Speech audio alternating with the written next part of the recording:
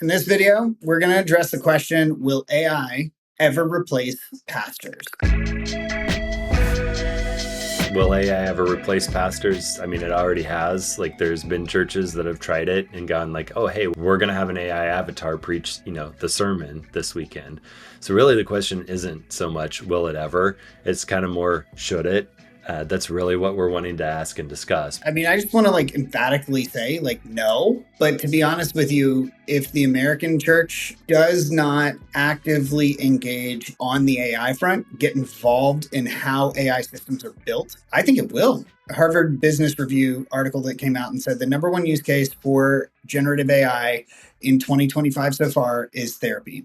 And I'll be honest with you, I think that ChatGPT is probably a far more comfortable environment than going to an actual therapist. And if the function of pastors is to speak into the lives of our people and call us to become more like Jesus, it's way easier for me to ask ChatGPT, help me become more like Jesus than it is for me to go actually engage with pastors. If what we mean by this question is, will it replace people who preach? It's inevitable. Absolutely. It's going to get to a point very, very soon where it can do a better job of writing a sermon than the average pastor can do. If you're incentivized by seeing people become more like Jesus, you're going to know first and foremost that that only happens in the context of community.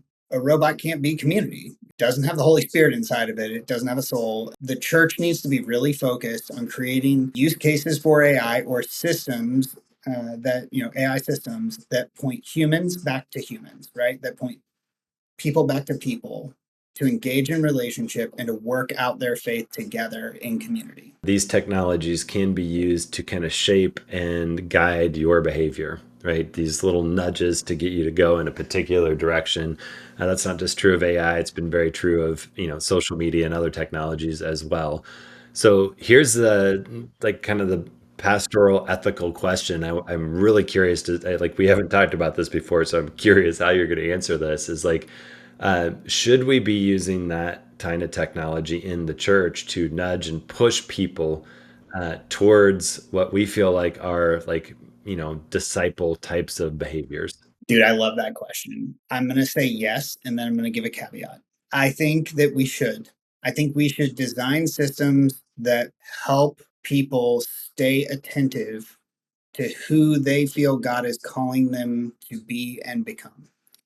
And that needs to come through the process of not some AI system that is telling you what that is, but through a process of discernment, uh, engaging with the word, engaging with others who are going to help confirm and say, yeah, I do think this is who God's designed you to be, and therefore maybe here are some of my goals for this year, things I'm going to do in order to live that out. Do you think it's okay to seek biblical counsel and advice from an AI?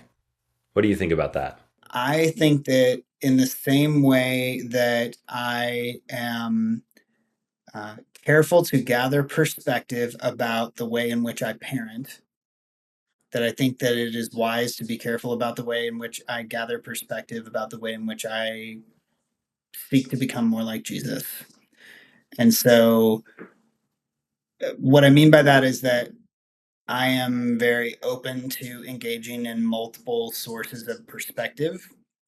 Um, in fact, I think one of the greatest detriments of the church today, and where we've fallen victim to a lot of reductionist theology that is really kind of dangerous and harmful to us as people, but also as Christians, is these little soundbite, theological positions that we take, where it's oh, this one sentence thing is now my new theology, and it's well, that's we're not really gathering enough perspective here. In fact, I think one of the things that the church should be setting the example in is going, you know what? I actually deeply care about hearing the the alternate perspective to the one that I am most likely to adhere to, and seeking truth and listening to the voice of the Holy Spirit. You can soundbite me. I would actually say yes. I think it's okay to seek biblical counsel and advice from an AI.